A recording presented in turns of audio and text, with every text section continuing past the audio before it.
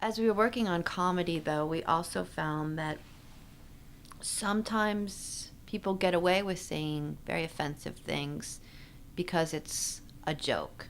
It's, oh, I'm just kidding. And that comedy is an effective tool, but it can also be very hurtful. And a lot of the pieces that started to develop in the group were playing with this tension between comedy as something that's very healing and comedy as something that can be hurtful. A lot of the jokes had to do with me being tomboyish and a little awkward, I'll admit it. But just enough of them crossed the line into a place that made me very uncomfortable then, though I wasn't sure why. We had done some work, we had kind of talked about offensive jokes a little bit in the class. Amber's poem really struck a chord with me about the, about the people joking and, whatnot. Something, now this is just my opinion, I have a lack of sense of humor if you would like. But when we went to dinner last night, I did not like the fact that we were joking about white folk being corny. Like, when is it to the point where things are, are to be taken to a joke? Humor has an intense power to heal and protect yourself. So if it's something like, I know I laugh at things, I'll give you an example. Woman jokes I find hilarious because I know there's a truth in them, but it's a way to protect myself from the truth in them because it's too, I've had woman jokes told to me in all seriousness on this campus. And instead of being like, wow, that was so intense, I can't even deal with it, I laugh and I finish the joke for them because I know all the endings, we all know all the endings. And it's a way to not let it hit you as hard. And there are times in day-to-day life when if it hits you that hard, you'll just break down and cease to function. It was mostly about having heard those jokes told in some sort of a serious manner, and in some cases telling them in a serious manner. If you know me, you know that I'm offensive and I like offensive humor. And I particularly, even though I'm a feminist, I love woman jokes because I think they're just so ridiculous.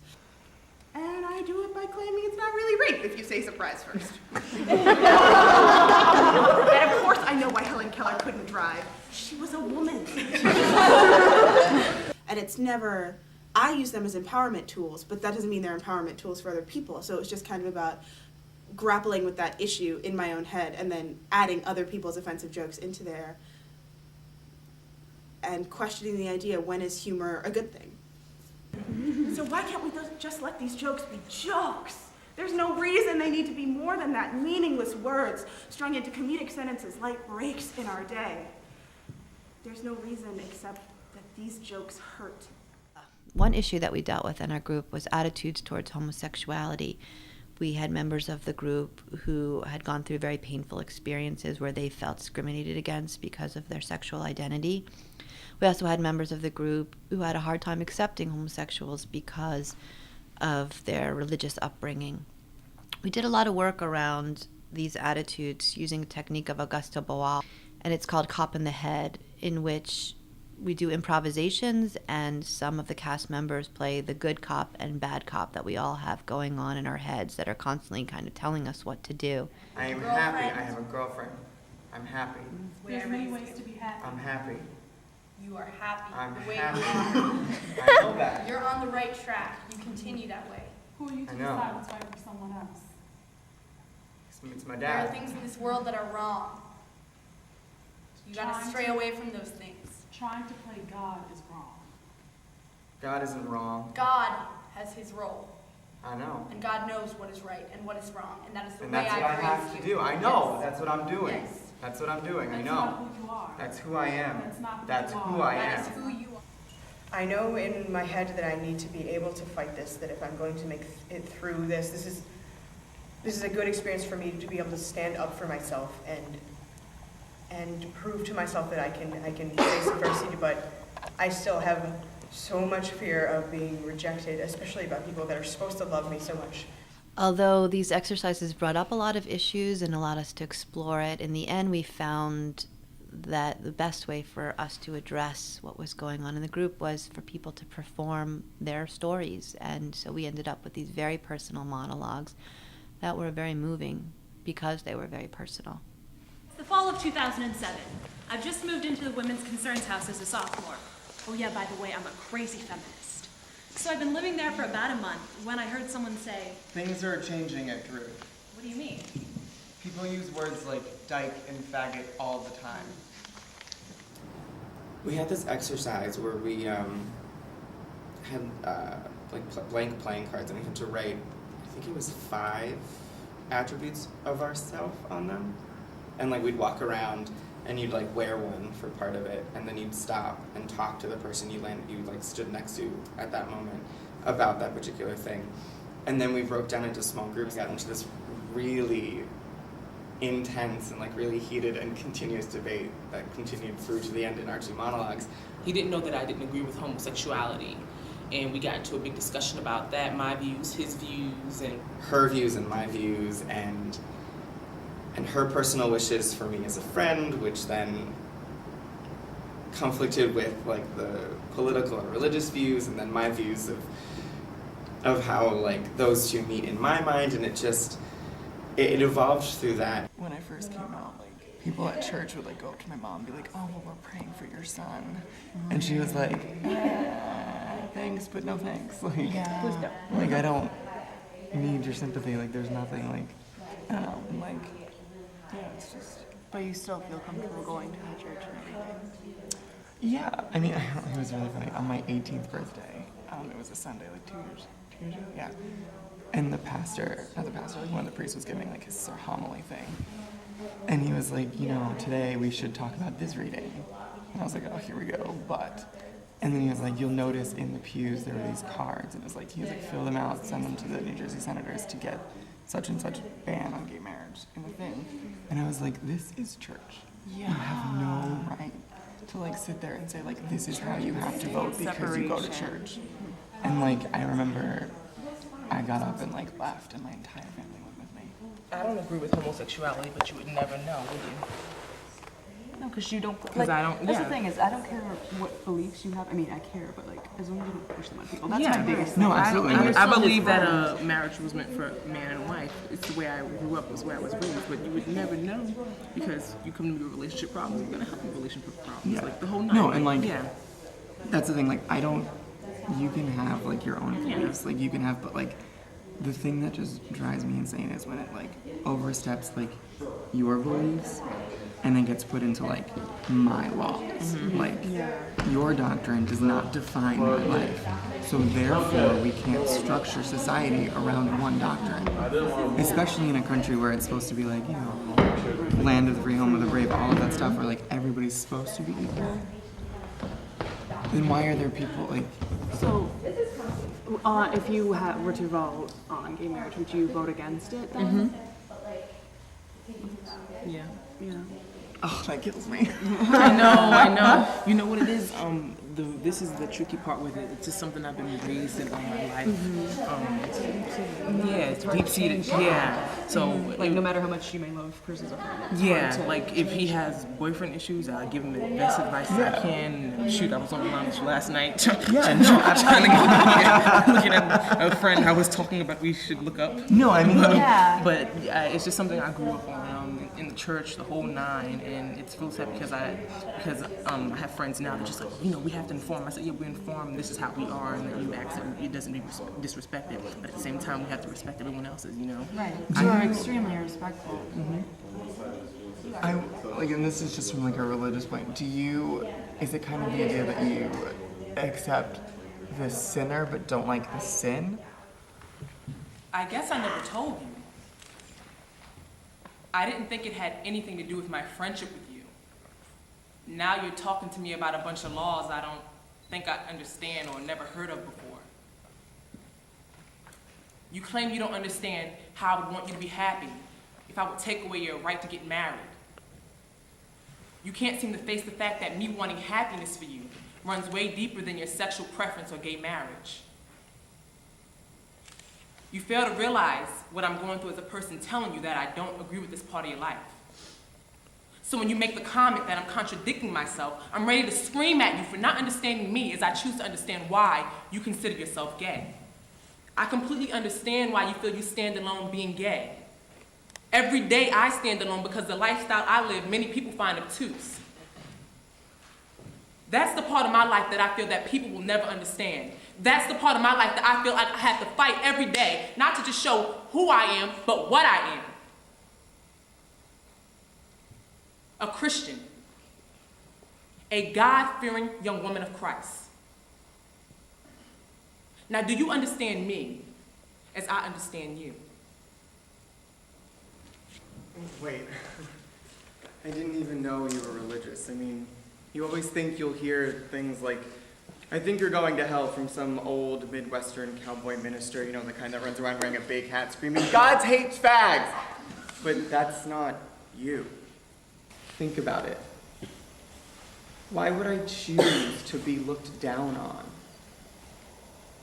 Why would I choose to have my rights taken away? Why would I choose to be threatened because of who I love? Would you choose that? Could you change who you are because of what other people considered right? And why make someone else feel that way?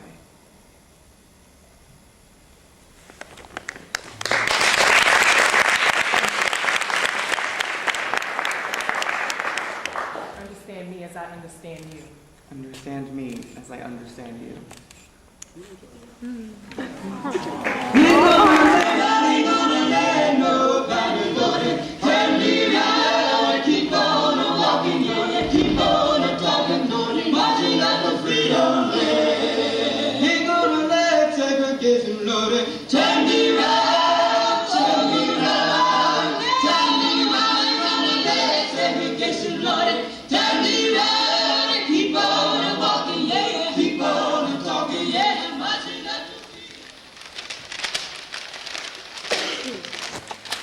I dare you to move. I dare you to cross that line. I dare you to repel hesitation. I dare you to enter into the unfamiliar. I dare you to repel your fears. I dare you to feel discomfort I dare you to remove the blindfold. That obstructs your view. I dare you to acknowledge what often goes overlooked. I dare you to accept the similarities. as well as the differences. I dare you to smile in troubling times. I dare you to remember. Your fears are mine.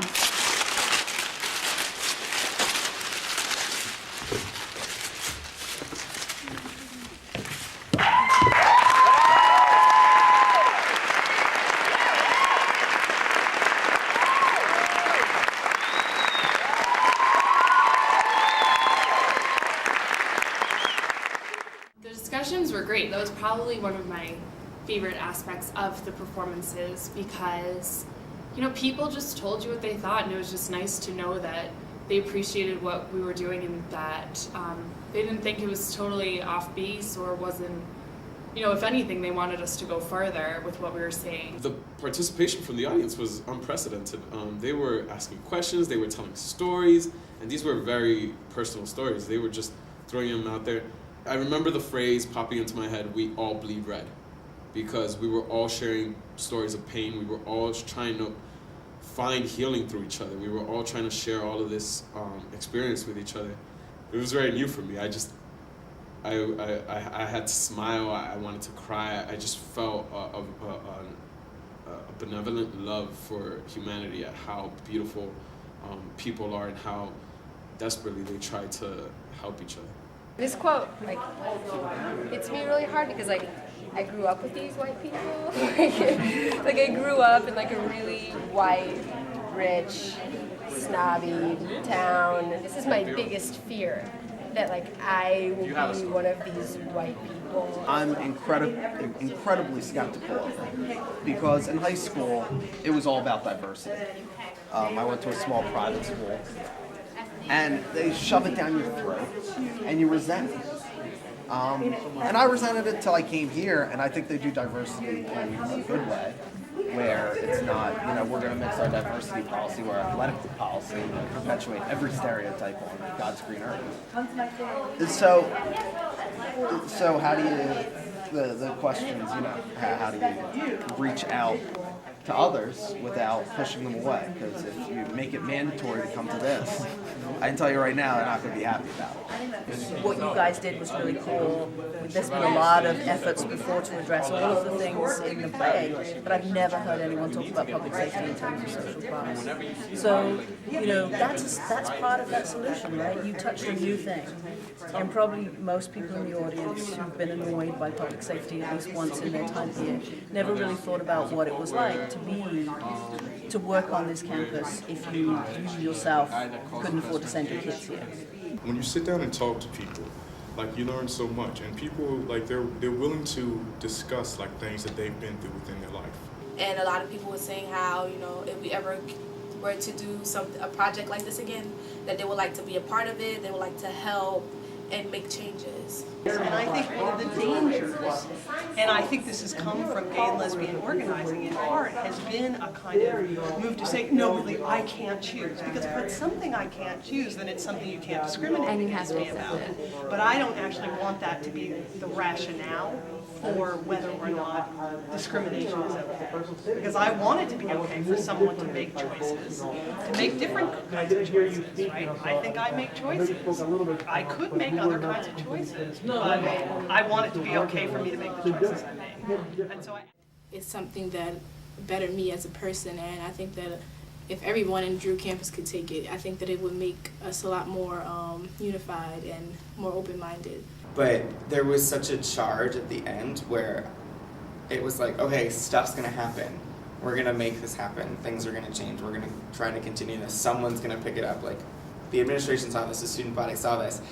And not to be pessimistic or cynical, but I feel like it's kind of like, okay, we had our moment, but let's just kind of let things lie because that's easier.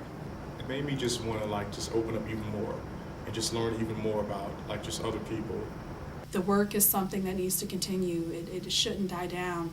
If we're gonna really tackle the big issues and bring them out to the forefront, I just hope that it would continue, and I hope that that we've laid the foundation. It's up to us to continue it, and I hope the class continues so this kind of work can commence. I feel really proud a year later still being like, you know, people still talk about it. From scratch, we created all of this, and it was to change the campus, to affect people, to you know, make an impact. And